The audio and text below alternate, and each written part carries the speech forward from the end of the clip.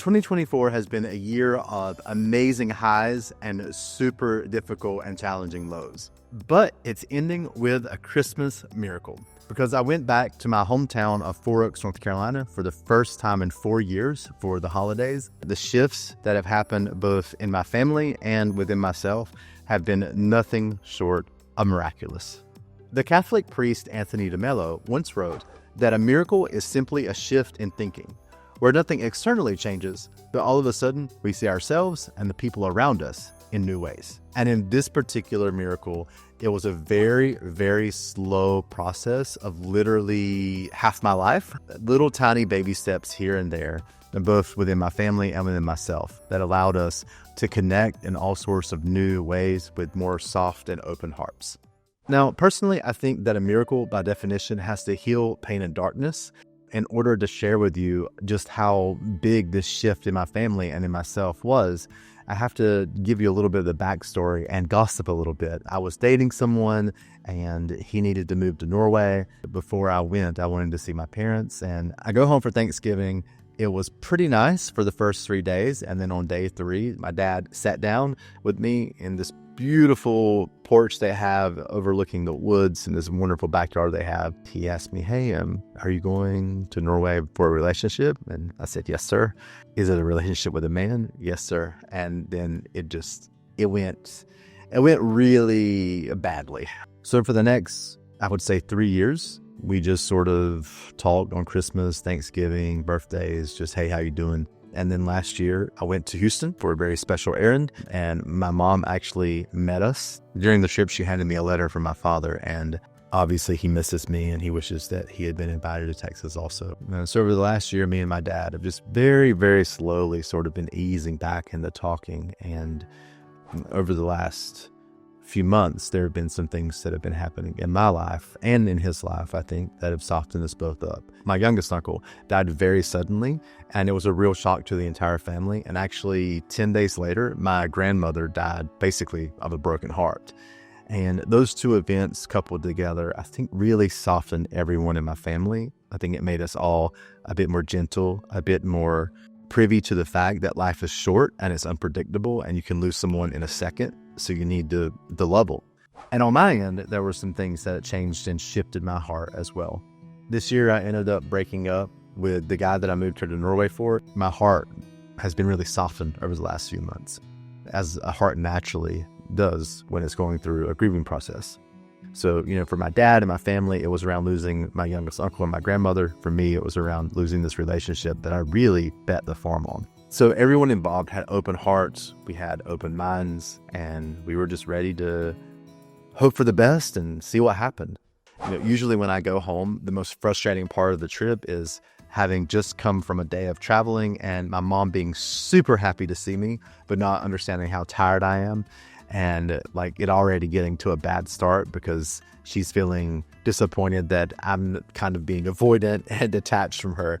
And this time that didn't really happen. I mean, I was able to at least give her 5 minutes of happiness. And then I just said, "Hey, I have to close my eyes and go to sleep. I am exhausted. I didn't sleep well last night. I just got off this 12-hour flight." So they were chatting and doing their thing, and I just closed my eyes and took a little nap. And I figured out a way to do it without disappointing them. And it was uncomfortable, and I really didn't want to do it that way. I really wanted to just kind of go and tell them to shut up. But I did the right thing, and it paid dividends. When I walked in the house, there was a present on the Christmas table, and Lincoln, my youngest nephew, he said, "Is that for me?" And my mom said, "No, it's not for you. It's for Patrick, actually." And you should have seen that little kid's face. It was just a look of pure jealousy and envy. It was great.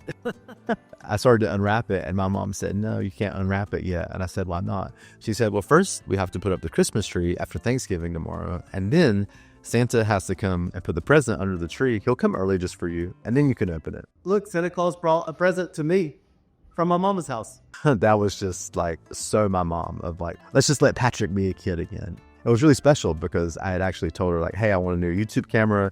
Let's go shopping on Black Friday." And we didn't need to go shopping on Black Friday because she bought a camera and a lens for me.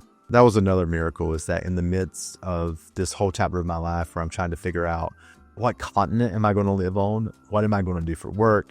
Am I ready to date again? Am I single? Like, what's happening? Is my name Patrick Parker? In the midst of all of that, my mom paid attention to the fact that I've been wanting this one particular camera for like 6 months.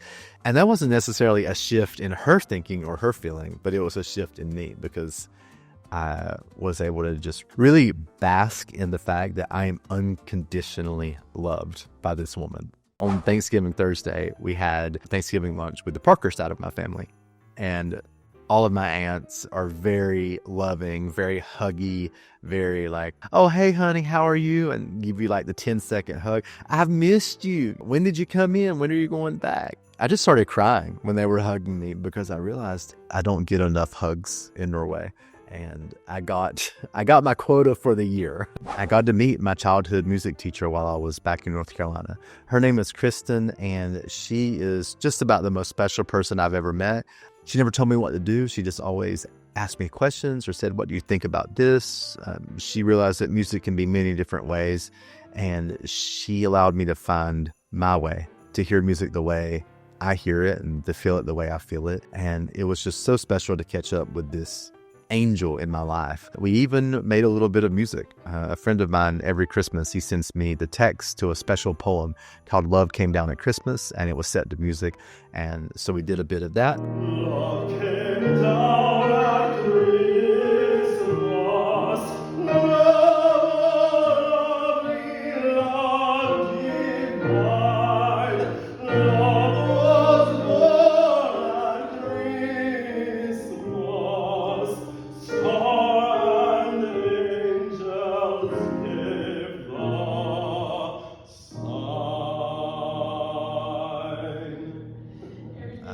After we sang Love Came Down at Christmas and some other little Christmas carols to send to some homebound people in my life over the Christmas holidays, we actually relapsed a little bit into some old Southern gospel hymns. And I'm a little bit embarrassed to admit that we did this because these days I'm trying to be a hoity-toity Wagner boy, but I came from a certain place and she reminded me. And so we sang all of these special old hymns. How could I boast on anything I never seen or done? How could I dare to claim as mine all the victories God has won? Where would I be had God not brought me gently to His grace? I'm here to say I'm nothing but a sinner's grace.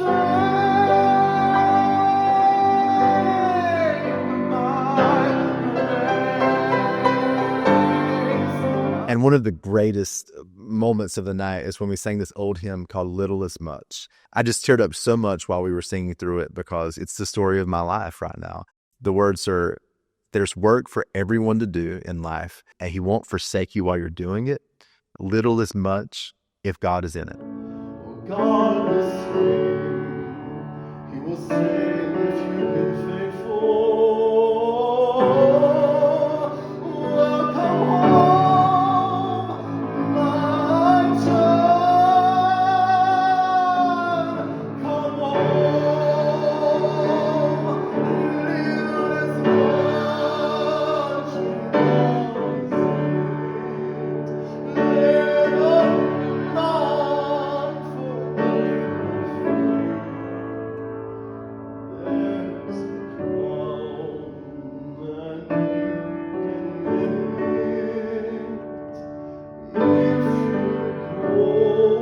in Jesus'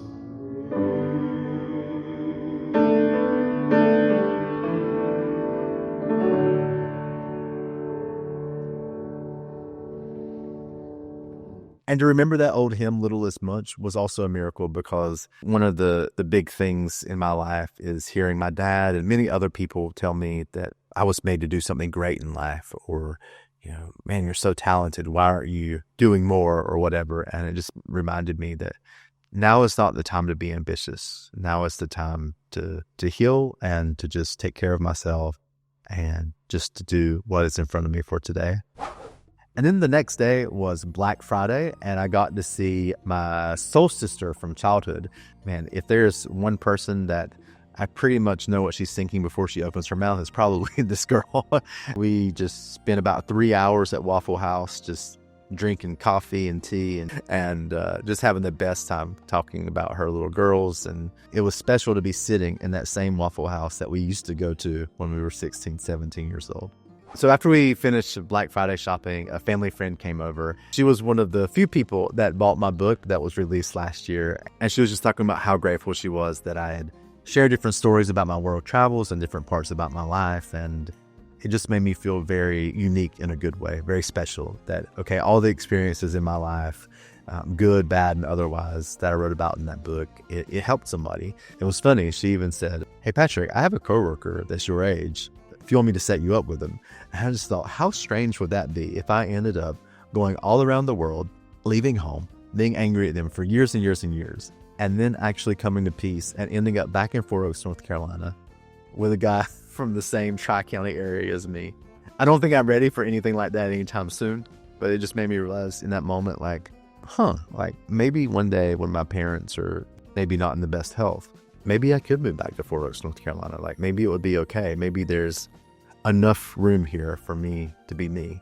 And I'd never, ever had a thought like that ever before. So that was definitely a miracle. After the family friend came over, I went to see my cousins, Kim and Dickie, and they're really fun. Kim just called me. She said, "Hey, here's where we live in Four Oaks. You just go to the kiddie park, look across the street. There's a big tree. We're the house by the big tree." And I love that I come from a place in the world where someone can describe where they live by saying, "We're the house by the big tree across from the kiddie park." And afterward, actually, Kim took me to see her mom. Oh? So I'm at my father's sister's house. Yeah, And we're looking at like 100-year-old things. this was my daddy's, Granddaddy Parker. New Testament, he read it 7 times. And he wore this feather in his hat. Yep, I won't that's take his that feather. out. Is that from a bird? Or? I don't know where he got it. It's nice. Nothing unclean, Romans 14. Yeah. Where people were born, Hunter, Ray, different people's birth dates. That was common back then, right? To keep everybody's birth dates and In the ancestry tree in the... Yeah. Nice. And what else you got there, This is Mom? Mama's apron that she made. So that's Granny Granny Parker. Did you wear that when she taught you how to make the biscuits with Lord? Probably did. Good now. Probably did. And this is a fork. I know. I think it was used to get the chicken foot out of the pastry. You don't get sweet potatoes out of the oven. That's right, in Johnson County, put chicken feet in the pastry. Well, Granny Parker did. That night, we had a high school reunion, the first one in 18 years. It had never been organized, and there was only a few of us there, but it didn't matter because the nostalgia was extremely high and it was extremely nice. And, growing up in the early 2000s in the Bible Belt of North Carolina and being different, it was really painful. That was definitely a shift in thinking and a miracle that I went from saying, fuck these people, I'm never going to see them again, to actually being the proactive one to make a meeting happen for the first time in 18 years. But at any rate, we woke up and me and my dad went dirt bike riding, and that was really fun because that's what we did growing up. We had Harley Davidsons, we had dirt bikes. That was my dad's thing. It's his passion in life. When I come home, my mama always likes to baby me and pamper me and get all the time. But then my daddy and I usually come out and do something fun to sneak away from her. I remember the first time that I ever rode a dirt bike. It was this little Honda. My dad was holding on to the back and he said, just give it a little bit of gas. I just yanked the throttle back and I just strode rocks all in my dad's face. And so that was fun to roast him about. But then he got me back by reminding me that when I graduated to bigger dirt bikes, I wrecked into a tree, ran it up the stairs of the front porch. I drove it to the side of the house and he said, boy, what was wrong with you? And I said, well, I was probably just thinking about music in my head and not paying attention. But it was really nice to just dirt bike through beautiful, gorgeous fields in my hometown. And we even saw some remnants of the Civil War. Daddy, what you got to show me? Right here at the beginning is the old bridge pilings that crosses the Hannah's Creek back from the Civil War days. The remains of a few of them right here. This area right here is where the Confederate troops crossed for the Battle of Bentonville. And we live near the Battle of Bentonville. Say something super Johnston County for people in Norway to hear. Say breakfast. Breakfast. Say water. Water. Say daddy. Oh, man. Daddy. Oh, Daddy. man. Not daddy, daddy. After we rode dirt bikes, me and my dad went just a mile down the road to see my brother's house and to visit my nieces and nephews and see the dirt bike track that he built, his youngest grandson. You know, when me and my brother and my dad get together, it becomes a little bit of a roast fest. I remember in days past, I've been a little bit sensitive, but I realized that I had a little bit of a thicker skin. I was able to take the jokes. I used to have a button about this big around my face saying, push me, push me, push me. And how can you not push that? You know, so they would push it. And this time I think the button was a little bit smaller and a little bit harder to find. Later on in the trip, we went to my mom's side of the family, the West family. And I was especially happy to see my Aunt Barbara because my Uncle Jesse passed away when I was, I think, 13. The Christmas before he passed away, he gave me a gun strap. And I was like, Uncle Jesse, what in the world am I supposed to do with this gun strap? I don't have a gun. And he said, don't worry, son. It'll all make sense in a few days. And the dots didn't connect, but like my grandfather on my dad's side had given all of his grandsons a Remington 1100, which is like this a limited edition shotgun. And I was 13 that year, and it was my turn to get the Remington 1100 shotgun. So he got me the gun strap to go with it. And I sort of have my Uncle Jesse's voice in my head now when something doesn't make sense, saying, don't worry, son, in a few days you'll understand. That was worth the entire trip, was just sort of coming up with that metaphor. I also got to hold my cousin Steven's baby. That little girl was the sweetest little thing. I could have taken her home with me. You know, another really powerful part of the trip is someone on my mom's side is in prison. I think he was sentenced to over 100 years. One of my aunts actually gave me the phone and I talked to him a bit. And I just heard how lonely he was and how scared he was. I mean, he's in a maximum security prison facility while, you know, I just got to fly from Norway to the US, and it made me realize how free I am and how fortunate I am to just get to live the life that I live. It also, once again, just talking to him made me realize how special my mom is, because she never turned her back on him. She brought him food when he wasn't allowed to leave the house. She visits him in prison. She sends him books all the time. And it just made me realize, like, what a special woman my mom is. She really, I think, is the epitome of how to love. And I want to be that kind of person. On Sunday morning before I left, I was able to see my cousin Crystal, who's the other black sheep of the family that left Four Oaks. And I was able to see my cousin Hope, who's about to be a grandmother, and just seeing her joy and her excitement over that was really nice. I think in the past, maybe I wouldn't have really cared what was going on in her life. Like, so what, you're going to be a grandma, who cares? Everybody's a grandma in Four Oaks. But for her, this is like this amazing special moment in her life. And I was just able to cheer her on in the way that, you know, my friend Mary would have cheered me on before she passed away if I had some big news. And that was a shift in thinking and a shift in feeling. And my cousin Crystal's husband and I, we just talked about a little bit about how hard COVID was, because he asked me, why did you move to Norway? And I just said, well, I don't know if you remember 2020, but I'll be crazy. I said, I ran away from Houston to Norway. He said, I get that, because I started running marathons. And one of the last events that happened in the trip was my dad, my mom, and I went to Duke Chapel, which is one of the most beautiful houses of worship in the world. We visited my friends Jack and Fran, who really supported me and lifted me up while I was in my doctoral program. For those of you who haven't done a PhD, it's emotionally exhausting, and you feel like you're never going to finish and start your life. And Jack and Fran were this like one stable, constant source for me during my time in Houston that I would just forever be grateful for. And so it was really cool that Jack and Fran got to meet my mom and dad. And it was really special to share this high classical music that I love so much with my parents, who aren't so familiar with it. It's not really a part of my childhood.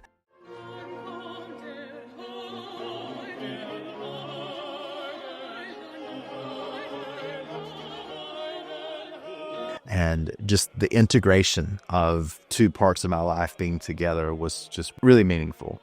And I think the best part was sitting beside my mom and dad when we said the Lord's Prayer before communion, and just hearing my mom and my dad saying the Lord's Prayer, hearing me say it, myself saying it at the same time, and just realizing some sort of unity in this moment. And my dad has a tradition of praying before I leave.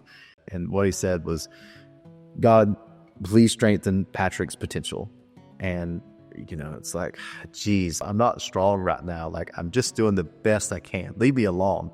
But it was funny. I was talking to a friend of mine when I got back to Norway, and he's Indian. And he said, no, it's perfect. Like, they made the best curry in the world from you. I was like, dude, what in the world do you mean? He said, no, your dad was like this pressure cooker, like a rice pressure cooker. You needed that pressure to like fully cook and not be raw. And then your mom, like with how she supported your creativity, she gave you all these really nice spices and flavors. And so together, it's like this perfect curry and rice dish. Together, they brought themselves together and blended themselves, and they made you. And I was like, well, that sounds right to me. And he said, yeah, you need your dad to say strengthen your potential just as much as you need your mom to love you unconditionally. Right before I left, as I came across this really special poem by Thomas Hardy, who lived about 100 years ago. The text basically says, dear, think not that we will forget you. If craftsmanly art should be mine, I will build up a temple and set you therein as a shrine. And the people that come, they may say, why give this woman so much honor? And I'll say, no, you don't understand. So great was her fame being like influence and like power over my life. So great was her fame that I built this temple to honor her, even though no one will ever know my name. I can strengthen my potential by building a temple, but the temple doesn't have anything to do with me. It's about putting the people that have loved me and formed who I am, about exalting them. Maybe one day I'll be an opera singer, or maybe one day I'll be a big YouTuber, or maybe one day I'll just live in the north of Norway with my husband and my kid in a nice little farm. But it won't be about me. It'll be about honoring the people that came before me, who have intersected in my path and who have forever changed me just by the simple fact that I've known them and I've been loved by them. As you can see, if a miracle is a shift in thinking, then there was a shitload of miracles in my trip home. In the past few weeks, I felt my heart just absolutely just crack open, as though I'm being opened up for open heart surgery.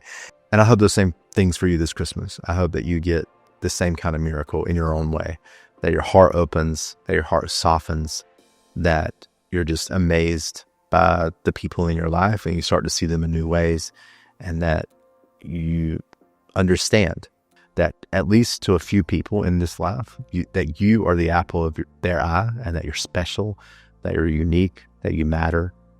That was my Christmas miracle this year, that I got to experience that and remember that. And I wish the same for you. So, Merry Christmas, Happy Holidays, and see you all in 2025.